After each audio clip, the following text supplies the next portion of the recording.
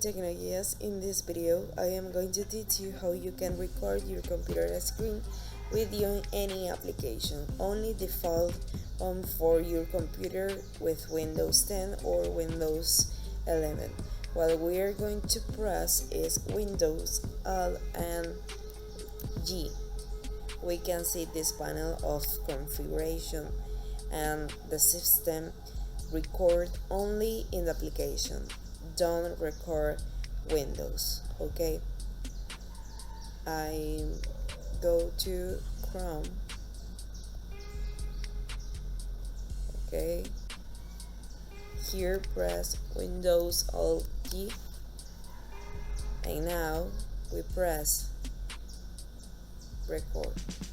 We record, stop, and see my captures. We can see this for it's very quick and simple.